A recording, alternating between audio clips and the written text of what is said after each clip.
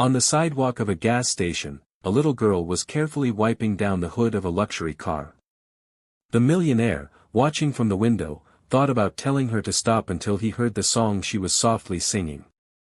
It was the same song his daughter used to sing with her mother before the accident. It was just another overcast morning in Seattle, but something in the air felt heavier than usual. In the side parking lot of an old gas station, wedged between a roadside diner and a rundown car wash, a little girl leaned over the hood of a black Bentley Continental GT, polished to showroom shine. She wasn't supposed to be there, no uniform, no permission, no adult in sight. But she scrubbed carefully, like the car was a sacred relic. From the driver's seat behind the tinted window, Henry Caldwell watched in silence. Impeccable suit, a $500,000 Swiss watch on his wrist, eyes lost. He had just left an investor meeting that would have made any other man celebrate, but Henry felt nothing. Ever since the accident, there was nothing left to feel. He thought about honking, startling her, rolling the window down, and telling her to stop. But then he heard it, a thin voice, barely a whisper, a melody he hadn't heard in years. The words came softly, like memories whispered by ghosts. A children's song. Not just any song. That song. The one his daughter used to sing with her mother on Sunday mornings when he pretended to sleep just to hear them laughing in the kitchen. His throat clenched. No, it couldn't be. It was impossible. The girl, still focused on the hood, kept humming. Bare feet on the cold sidewalk, small hands wrapped in a cloth that looked like an old t-shirt, she sang with her eyes closed. There was something in her tone. Not just the lyrics, but the way each word carried a raw, unmistakable tenderness that made Henry's heart pound for the first time in months. He opened the car door with a sharp click. His footsteps on the concrete echoed louder than they should have. The girl flinched. She looked at him like someone facing a king or a monster, but she didn't back away, didn't apologize. She just stopped singing. Where did you learn that song? His voice came out rougher than he intended. She looked at him for a moment, big dark eyes locked onto his, dust on her cheeks, a smudge of oil on her forehead, but her voice was steady. My mom used to sing it to me before she left. Henry felt the world spin. This couldn't be happening. It had to be some cruel joke, or maybe a sign. What's your mother's name? She hesitated. Her eyes flicked toward the station entrance, then back to him. Abigail.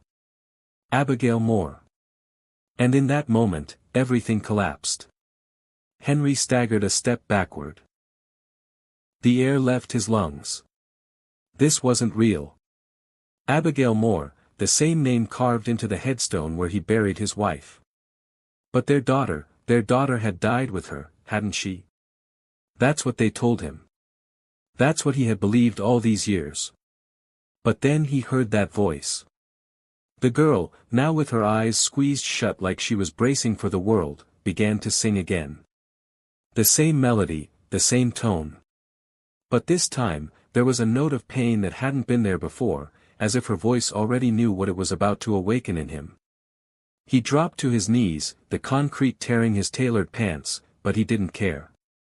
Tears came before he could stop them, a silent avalanche. She stopped singing. Mister, are you okay? Henry looked up, eyes blurred. He didn't answer because the question that mattered hadn't been asked yet. Who was this girl, really? And why did every part of him scream that she wasn't a stranger?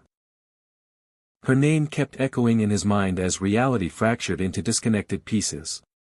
Abigail Moore. Impossible. Like a ghost had come back to life in broad daylight under the muffled sound of cars speeding by on the nearby highway. Henry Caldwell was known as a titan of finance, a man made of stone, they said. President of one of the largest investment firms on the West Coast, net worth close to $980 million, magazine covers, international conferences, advisor to billionaires.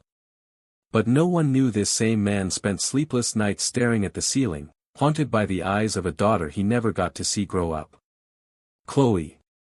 The name still burned. She was 5 when the car skidded on the bridge. Abigail was driving. It was a rainy morning, like most in Seattle, and the news said she lost control. The firefighters found Abigail's body in the front seat, but there was no sign of the child. Authorities concluded the current had carried her away. No body was ever found. They buried an empty coffin, and with it, Henry buried what remained of his soul. For years, he drowned himself in work, as if chasing success could avenge the pain. Investment funds, meetings, billion-dollar deals. The more he climbed, the further he drifted from the memory of Abigail and Chloe. But that wasn't healing. That was fear. And now, in this forgotten gas station, he was face to face with a child who had the same big dark eyes as the daughter he lost. Her name was Lily, she said after a long pause. Lily Moore. She was 7, or at least she thought she was. She lived with an old woman named Miriam, who took her in after she was dropped off at a shelter in Tacoma 2 years ago. No one knew who her parents were. She just showed up one day with a tiny backpack, a bald doll, and a crumpled note that said, "Please take care of her." "Do you remember your mom?" Henry asked, trying to keep his voice steady. She gently shook her head. "Just the way she used to sing, like the song I was singing." With every word, something inside Henry broke. It felt like time was stitching old wounds shut with glass thread. But there was more than pain. There was a flicker of something unwelcome, hope. A part of him, long buried under grief and cynicism, was starting to wonder the impossible. But there was something else he needed to know. "Do you have anything from your mother? Any keepsake?" Lily thought for a moment, then reached into the back pocket of her jeans and pulled out a piece of folded paper, worn with care. She handed it to him. Henry opened it with trembling hands. It was a child's drawing, a yellow sun, a green field, a house with a crooked tree beside it. In the bottom corner, in a child's handwriting, "Mommy, me, and Daddy." He couldn't breathe. "You drew this?" She nodded. "Miriam said I found it in my backpack when I got there. I don't remember making it, but I think it's pretty." At that moment, Henry knew he had to find the truth, no matter how much it hurt. Because if there was even the smallest chance that this girl was his daughter, he couldn't walk away again. His phone rang. It was Gerald, his personal assistant. "Mr. Caldwell, the jet is ready. We need to leave now if you want to make it to New York on time." He hung up without answering. Lily watched him in silence, like someone who had already learned that grown-ups always leave. But Henry stayed. For the first time in years, he stayed. "Are you hungry?" he asked, swallowing hard. Her eyes lit up, a brief spark, as if that simple gesture was everything she had been waiting to hear. And in that brief moment of connection, something inside him began to shift. But what he didn't know yet was that Miriam held a secret that would change everything. At the roadside diner where they stopped, the smell of burnt bacon mingled with the low hum of an old jukebox stubbornly playing 80s classics. Lily chose a booth by the window, her feet swinging in the air, not quite reaching the floor. Henry sat across from her, but it felt like facing a broken mirror. Each fragment of her reflected something lost within him, something he wasn't sure he wanted to find again. She devoured the sandwich like she hadn't eaten in days. And maybe she hadn't. Henry watched every movement with uneasy attention, the way she wrinkled her nose while chewing, the way she counted her fries before eating them. They were the same habits Chloe used to have. But he couldn't let himself be fooled by coincidences. Coincidences don't bring back the dead. Or do they? His mind tried to rationalize every second. It was easier to believe this was all a hallucination, a guilt-induced illusion. Maybe he was projecting his grief onto a random child. Maybe loss had warped his perception. But the problem was his heart. And his heart, once skeptical, once armored, was now beating in a way he couldn't explain. "Have you ever been here before?" he asked, trying to hide his anxiety. She looked around. "No, just the pictures on the wall. One of them looks like my old school. You remember the name of the school?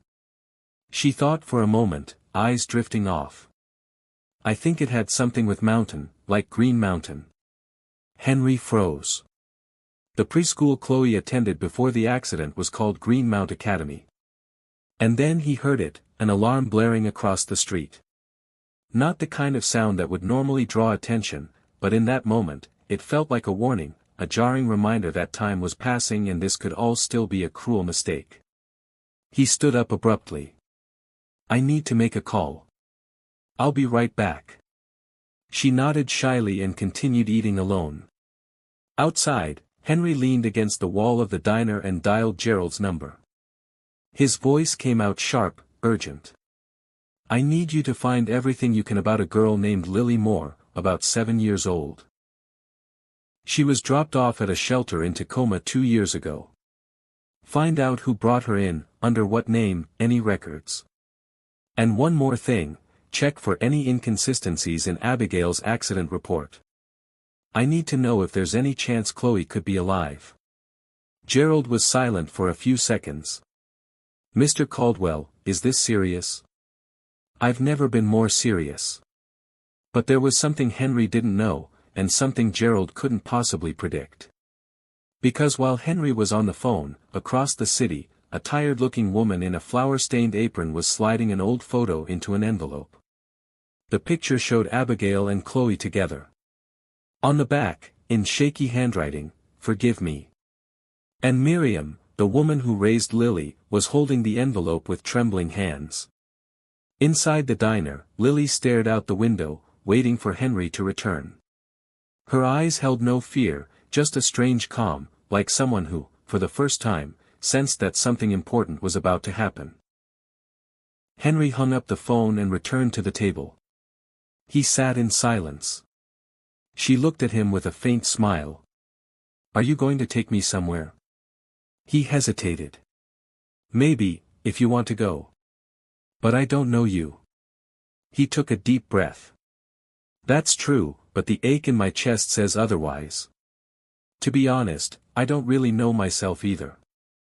She laughed softly. That sound was exactly like Chloe's. It was unbearable. Lily, if I asked you to take a DNA test, would you do it? She frowned, confused. Does it hurt? It's just a swab inside your cheek, real quick. She thought for a moment, then nodded. Okay, but only if you tell me something first. What is it? Why did you cry when you heard me singing? He swallowed hard and realized he didn't know how to answer. Because the truth was more than he was ready to face. Just then, his phone vibrated with a message from Gerald. And what he read froze his blood. Gerald's message was short, but every word felt carved in ice. Henry, I found something. The child brought to the shelter in Tacoma had no documents, just the note and the drawing. She was registered as Lily Moore, but the woman who dropped her off used a false name. We're working to identify her now.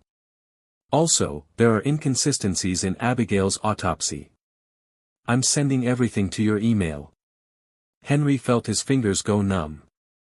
The world spun, but he remained still, sitting across from a child who might be his daughter, a daughter he believed had been lost to the river more than 2 years ago. But one question haunted him more than all the others: why didn't anyone tell him? How could Chloe's body never be found and still be declared dead with such certainty? And more importantly, who had access to her? And why would they hide her? He closed his eyes for a moment, trying to organize the chaos in his mind. When he opened them again, Lily was watching him, calm, like someone watching a man drown from afar. You're really pale, mister. He forced a smile. Just a little dizzy. It'll pass. You seem sad all the time, even when you smile. That hit like a knife. So do you, Lily. She looked down at her hands, embarrassed. It's just, sometimes I miss someone I don't remember. The silence between them was so heavy it muffled every other sound. But outside, something changed.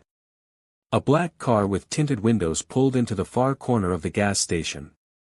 It didn't draw attention, but Henry noticed, and his instincts, the same ones that had kept him alive in boardrooms full of predators, flared.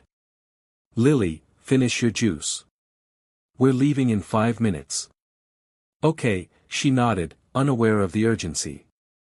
Outside, 2 men got out of the car. One spoke on the phone, the other scanned the diner discreetly. Something was wrong. Very wrong.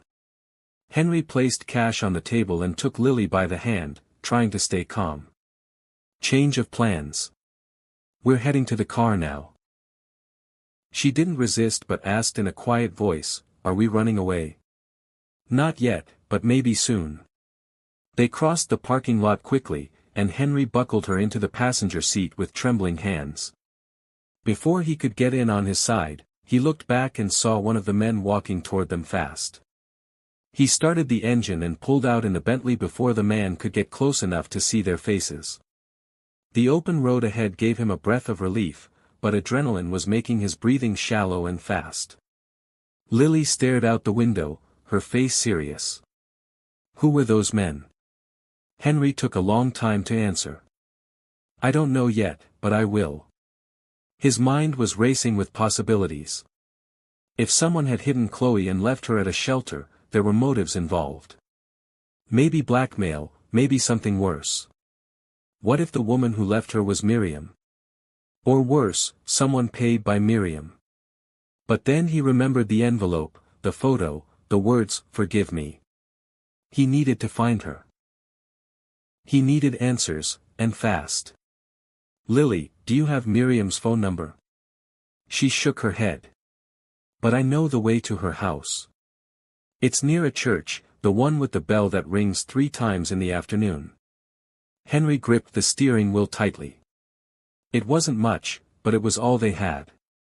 He pulled up the GPS and started mapping routes near active bell towers in the South Tacoma area. Meanwhile, his phone chimed with new emails from Gerald, including scanned documents. One was Abigail's death certificate. Another was the autopsy report. Both showed mismatched signatures between the originals and the copies archived at the hospital. This wasn't just negligence. It was forgery. It was a cover-up. "Lily, are you afraid of anyone?" She took a long time to answer, then said, almost in a whisper, "Sometimes Miriam would talk to someone on the phone and cry afterward." Henry felt a knot tighten in his gut. He was sure they were being followed, and time was running out. He looked over at her, so small in the passenger seat, the seatbelt cinched too tightly for her frame. The daughter who might have come back from the dead, or maybe just a mirror of his grief. Either way, it was his responsibility now to protect her. And if someone was trying to stop him from learning the truth, it meant the truth was too big to be revealed. But he had no idea what Miriam was about to confess. Tacoma appeared on the horizon with the melancholy of a city that never quite healed from its ghosts. Heavy clouds, cold wind cutting through wide, empty streets. Everything looked like a stage being set for something that would not end peacefully. Henry followed every scrap of memory Lily could recall. The church bell rang in the distance, 3 slow chimes, like time itself announcing the inevitable. The house was modest, weathered wood, peeling paint, a yard overgrown with weeds.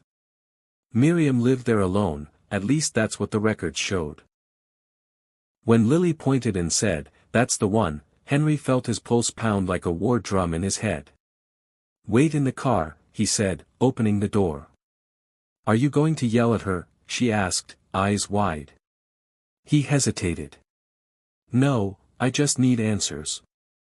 Every step toward the front door felt like diving deeper into an abyss. He knocked 3 times. Silence. Then a shadow moved behind the curtain. Miriam opened the door slowly. She looked older than the single photo he had seen in the shelter file, thin face, sunken eyes, trembling hands clutching the same envelope she could no longer hide. "Henry Caldwell," she said, voice breaking. "I knew this day would come. Is she my daughter?" The question came out cold, no ceremony. He had no more time or patience for games. She swallowed hard, her eyes brimming with tears. "Please, come in." The living room was small, with old furniture and the smell of dust and stale bread in the air. Miriam sat down with difficulty and motioned to the chair across from her, but Henry stayed standing. "I was there," she began, fingers wrapped tightly around the envelope like it was a shield. "I worked in the ER the day they brought your wife in. The little girl was with her, alive, shaken, scratched up. Then someone showed up, a man. He claimed to be a relative, had documents, said you had authorized him to take custody." Henry's chest tightened. "That never happened. I would never." "I know," Miriam whispered, looking down. "I realized days later the documents were fake. But it was too late. The child was gone. And then, 2 years ago, someone left her at the shelter where I was volunteering. She was dirty, scared, holding the same drawing in her hands. Why didn't you call the police?" "I was afraid," her voice cracked. "Afraid that if I told someone, she'd disappear again. I tried to take care of her. I gave her everything I could. But the guilt. It's eaten me alive every day." "Who was the man?" Henry pressed. "Do you remember his face? His name?" She opened the envelope with trembling fingers and pulled out a faded photo, hospital security footage. A man in a black cap, sunglasses, holding a child in his arms, face partially visible. But Henry knew that jawline, that posture. "My God," he muttered. James Whittaker, former business partner, expelled from the firm after a massive embezzlement scandal. Henry had turned him in, destroyed his career, and now it all made sense. This was revenge, calculated, cold. "He took her," Henry said. "And when he couldn't get what he wanted, he threw her away," Miriam nodded, tears now falling freely. "I'm so sorry. I tried to protect her. I gave her everything I could." Henry took a step back. The walls felt like they were closing in. The truth was more brutal than he had imagined. Chloe, Lily, had been used as a pawn in a dirty game between powerful men. And now she was sitting in the car, waiting for him to tell her what to do with the world. Then they heard it, tires screeching outside. Henry ran to the window. A black SUV was skidding into the street. 3 men jumped out. One of them, James. "Take her out the back now," he shouted to Miriam. She didn't hesitate. Henry stepped out the front door alone, his chest full of rage and pain. James Whittaker walked toward him with the same smug smile he wore years ago. Well, looking for your daughter, Henry. You have 10 seconds to tell me why I shouldn't kill you right here." James chuckled. "Because I'm not done with you yet." Then 2 men closed in. Henry knew it was just the beginning. The first punch came without warning, splitting his lip like an invisible blade. The second brought him to his knees on the cold pavement, but he didn't scream, didn't beg. The physical pain was nothing compared to what he'd carried inside. James stepped closer, slow and smug, wearing the same kind of grin he used to wear while lying in boardrooms with his Hermes ties. But this wasn't a negotiation.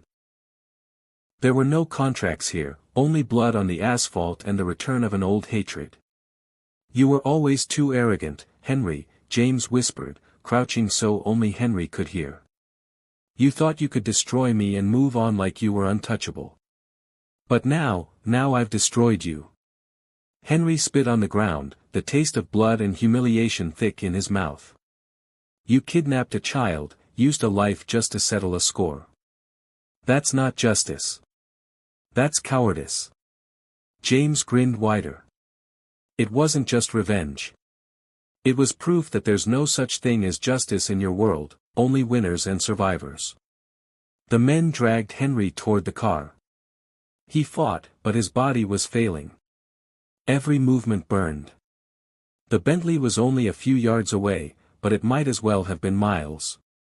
And Lily, where was she now? Desperation crept in like slow-acting poison. What if he hadn't been fast enough? What if Miriam hadn't made it out? What if, after everything, the daughter he had just found was taken from him again? But then he heard it, a scream, faint but unmistakable. "Daddy!" The word sliced through the night like an arrow. He looked around, blood dripping from his forehead, vision blurred. And then he saw her. Lily was running along the side of the house, her hair wild, her eyes wide with terror.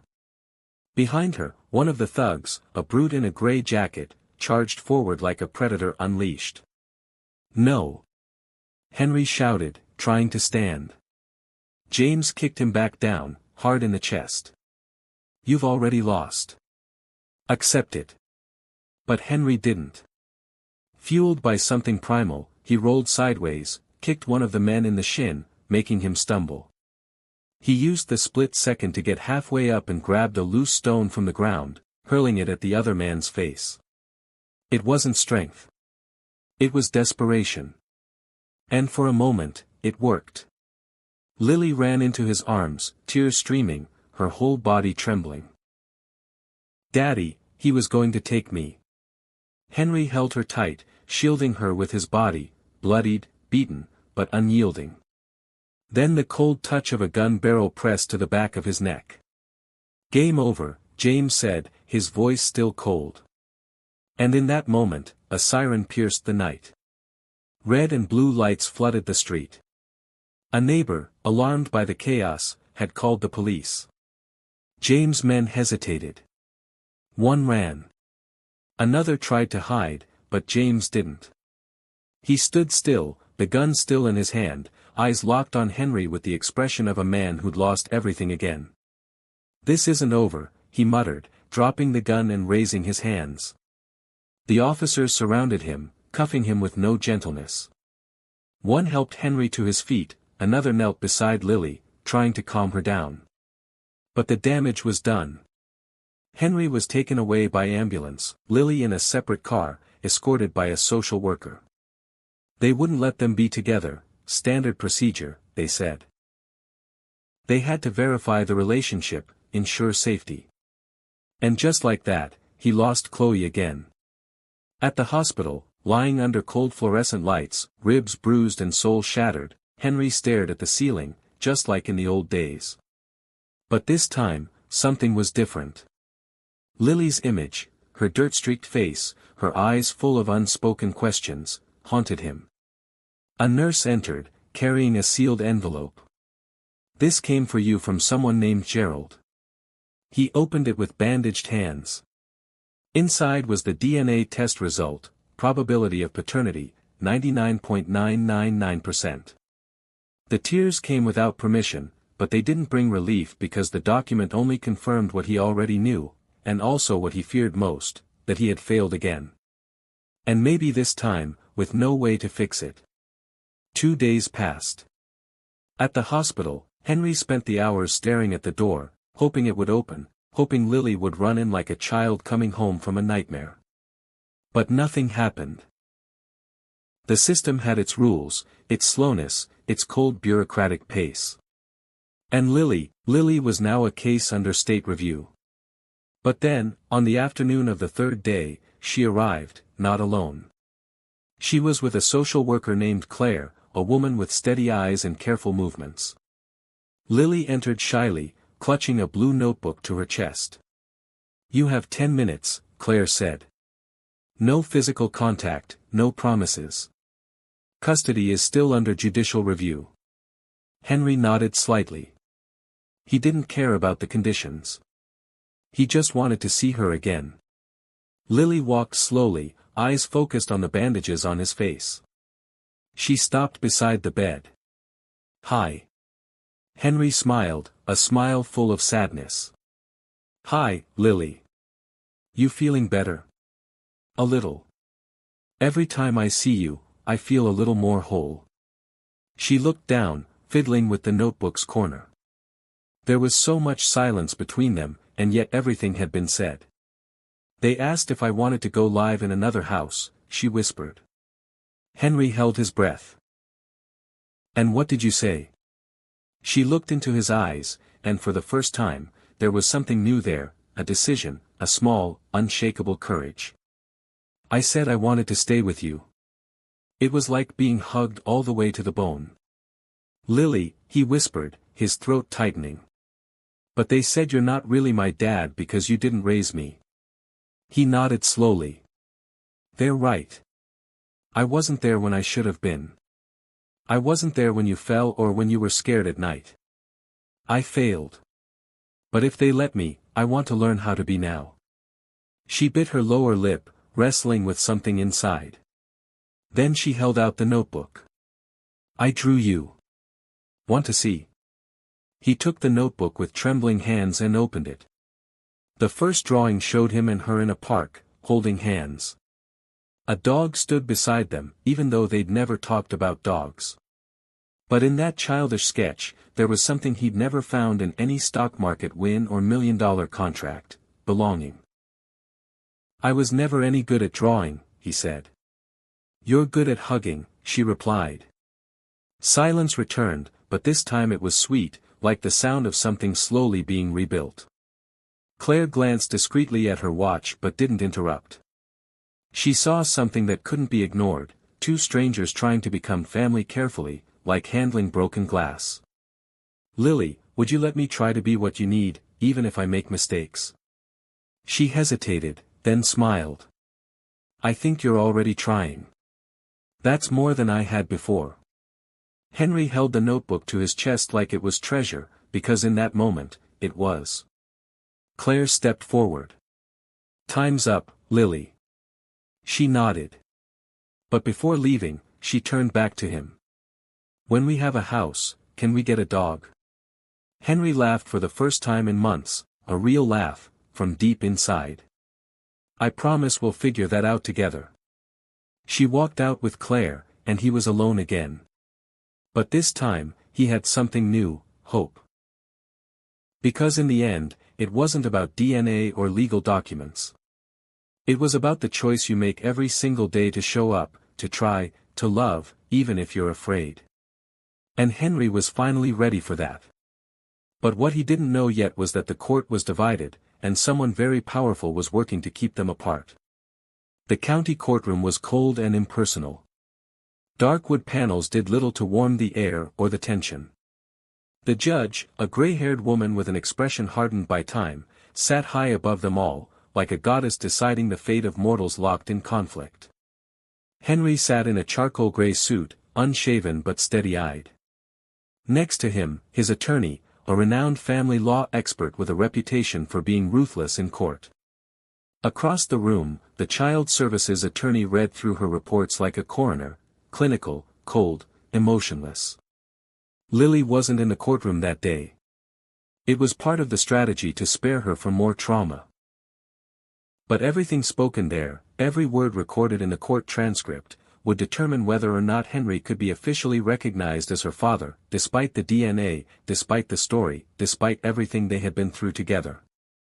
Mr. Caldwell, the judge began, the department has expressed concern over your recent emotional instability, the altercation with the alleged kidnappers, the circumstances surrounding your search for Lily, and the fact that she lived for 2 years under someone else's care. What do you have to say to that? Henry stood calmly, took a deep breath, and spoke. Your Honor, I've made mistakes, many. I neglected life when it needed me most. When I lost my wife, I also lost the will to go on. And when they told me my daughter had died, I accepted it as punishment, as if the universe was correcting me for everything I had failed to do. He paused, scanning the room. But for some reason, life gave me a second chance. Not to fix the past, but to do better now. Lily doesn't need a hero. She needs someone who stays, who chooses her every single day. And that's what I'm doing. The judge's expression stayed neutral, but something shifted in her eyes, a flicker of emotion. And what about Mr. James Whittaker? She asked. We now know he was responsible for Lily's disappearance and that he was once your business partner. What kept you from suspecting him? Grief blinds you, Your Honor, and so does trusting the wrong people. The prosecutor stepped in, raising concerns about the risk of Lily experiencing further emotional instability. But Henry's attorney responded, "Your Honor, we'd like to submit a statement from Dr. Susan Reinhardt, the child psychologist who evaluated Lily over the last 2 days." The judge nodded. The letter was read aloud. In it, Dr. Reinhardt wrote that Lily had formed a secure, spontaneous, and reparative bond with Henry, describing their relationship as a mutual healing process. She warned that separating them now could result in new psychological trauma, potentially causing irreversible damage to the child's sense of self-worth. The courtroom fell silent. And then the doors opened. Miriam walked in. The woman who had once hidden Lily now carried something different in her eyes, peace. She stepped to the center of the room and requested permission to speak. The judge, reluctant, allowed it. "I lived with that girl for 2 years, Miriam said, her voice steady. I saw her grow, dream, cry, and never, not once, did I hear her call anyone Dad until she met Henry. All eyes were on her. I made a mistake keeping the truth from him. But I saw her find something in him I could never give her, a real home.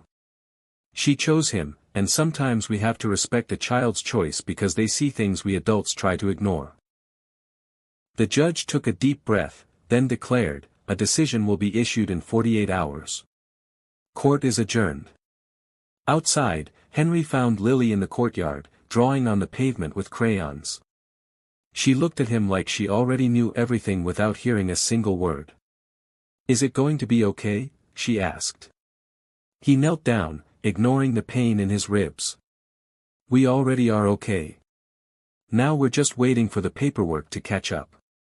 She smiled and handed him a new drawing, the two of them in a house, a dog by their side, and above the roof, one word written in big, uneven letters, family. But what Henry didn't know was that James Whittaker wasn't finished. That night, Henry couldn't sleep. Despite the upcoming court decision, something deep in his chest whispered that danger still lingered. An old instinct, sharpened by years among corporate sharks and backstabbing diplomacy, had awakened again. But now the enemy didn't wear a suit. He hid in the shadows, fueled by hate. James Whittaker. Despite his temporary arrest, James had secured a release on a technicality. A procedural failure in his arrest gave him grounds for habeas corpus. He claimed self-defense, twisted the facts, exploited the gaps, and now he was free. The same man who had kidnapped Henry's daughter, who had left him bleeding on a street. Henry tried to stay calm. Lily was asleep in the guest room of Miriam's house, where they were temporarily living during the custody process. The address had been registered as neutral ground by the court, but nothing about that night felt neutral. Around 2 a.m., Henry got up. He walked down the hallway, slowly opened Lily's door, and saw her asleep, holding her notebook close to her chest. His heart clenched. It was all too fragile. Then he heard it, a soft click coming from downstairs. His entire body tensed. He crept down barefoot, silent on the wooden steps. He grabbed an old iron rod by the fireplace and moved toward the living room. Nothing, but the back window was slightly open. His breathing grew shallow. Sweat broke at his temples. Then a shadow moved behind him. Henry turned fast, weapon raised, but the voice stopped him cold. "If you hit me, you won't hear what I came to say." James was there again. But this time, alone, unarmed. No henchman. Just him and that smug grin, now cracked at the edges. "What do you want?" Henry asked, voice low, still holding the rod up. "I came to finish what I started," James said. "But not the way you think." Henry didn't answer, he watched. Everything in him screamed to strike, but something was off. James looked exhausted. "She's your daughter." "I know that now," James said, his voice tight. "When I took her, I didn't know what I was doing. I wanted to break you, but I ended up holding a little girl in my arms, and she wasn't leverage. She was a mirror." Henry lowered the rod slightly, still on guard. Then why did you do it? James ran a hand across his face. Because you took everything from me, my company, my name. You left me with nothing but headlines calling me a thief. I wanted you to taste loss. And you did. But so did I. Silence. She called me the quiet man, James continued. Because I never talked, just drove, brought food, turned on cartoons. I was hiding her, but she calmed me. And that broke me. Why are you here, James? Because someone's going to try and stop you tomorrow. Someone from the system, big names, judges, prosecutors, people who knew about the cover-up. If this hits the press, they go down. Henry's blood turned cold. And how do you know that? James let out a bitter laugh. Because I was part of it until yesterday. Why tell me now? James hesitated, then glanced out the window into the night. Because, for the first time in my life, I want to do something right, even if it's too late. He placed a USB drive on the table. It's all there, recordings, emails, proof. It'll get you full custody, clear your daughter's name, and ruin theirs. He paused. I just want to disappear after this. Henry stood frozen, his heart pounding like war drums in his chest. James turned and walked toward the door. If you report me, I understand. But if you don't, maybe she'll grow up in a world with a little less hate. And then he vanished into the night. Henry looked at the flash drive like someone staring at the key to something sacred. Upstairs, Lily was still asleep, innocent, unaware that tomorrow her whole world would change. And Henry already knew what he had to do. It was time to fight like a father, with everything he had. The courtroom was packed, cameras, journalists, child advocacy groups, onlookers. The story of Henry Caldwell, the tycoon who had found a daughter once declared dead and now stood against a broken system, had gone public. And now every eye was on him. But Henry wasn't hiding anymore. He stood before the court, tall and steady, with Lily seated beside him, coloring in her lap with a set of crayons. She wore a pale blue dress, her hair neatly brushed by Miriam that morning, and her gaze held the quiet peace of someone who, for the first time, felt the world might actually be safe. Across from them sat the new judge, not the same woman from before, but someone newly appointed after accusations of bias in the case, a serious man known for his integrity, sharp-eyed and attentive. Henry held the flash drive James had left him. Copies had already been submitted to the attorneys, the prosecution, and discreetly to the press. Mr. Caldwell, the judge said, would you like to make a final statement before this court issues its ruling? He stood. Your Honor, this case isn't just about custody. It's about what we choose to do when life gives us another chance. I lost my wife. I lost my daughter. And for a long time, I lost myself. But when I found her again, I realized some stories don't end with a period. They just need someone willing to rewrite them. He paused, looking at Lily. I'm not here asking for permission to be a father. I'm taking responsibility for being one because she chose me. And that's all that matters. The judge nodded quietly. The prosecutor asked to speak, her tone softer now, as if something in her had also cracked under the weight of the evidence. Your Honor, in light of the new material, including recordings implicating members of the judicial system itself, as well as the psychological report and paternity confirmation, the state no longer opposes the transfer of full custody to Mr. Caldwell. In fact, we request that the child's original name be legally restored. The judge reviewed the documents, took a deep breath, and declared, this court hereby recognizes that Lily Moore, birth name Chloe Caldwell, is the legitimate daughter of Henry Caldwell. Full custody is granted. This case is closed. The courtroom buzzed with murmurs. But Henry didn't hear any of them.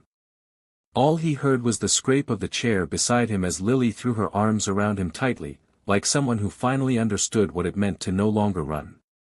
Daddy, can we go home now? He closed his eyes, tears spilling freely. Yes, sweetheart. We're going home. Outside the courthouse, Miriam waited for them, her smile a mix of relief and quiet sorrow. She had decided to move to a small town to start over. But she knew she'd always be part of Chloe's life. Before leaving, she knelt down and handed the girl a small box. Your mom asked me to save this for you for someday. Inside was a bracelet, simple gold, engraved by hand, Chloe. Lily held it gently, then slipped it onto her wrist. Can I still be Lily, too? She asked. Henry knelt in front of her. You can be anything you want. Lily, Chloe, you're my miracle.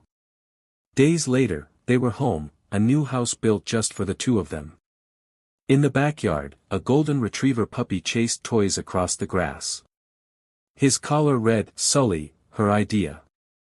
On the porch, Henry sat writing a letter to Abigail. Today she called me, Daddy, with ice cream on her lips and dirt on her feet. And for a moment, I heard your laugh riding on the wind. I promise I'll take care of her with every bit of strength I have left, not because I'm strong, but because she is. And because you taught me what love means. He folded the letter, placed it in the bracelet box, and buried it beneath the young tree they had just planted in the yard. And while the dog barked, Chloe ran free, unafraid, with her father beside her. And this time, forever. Don't leave just yet. Tap the next story on screen, subscribe to the channel, and share it with someone who believes in second chances. I'll see you there.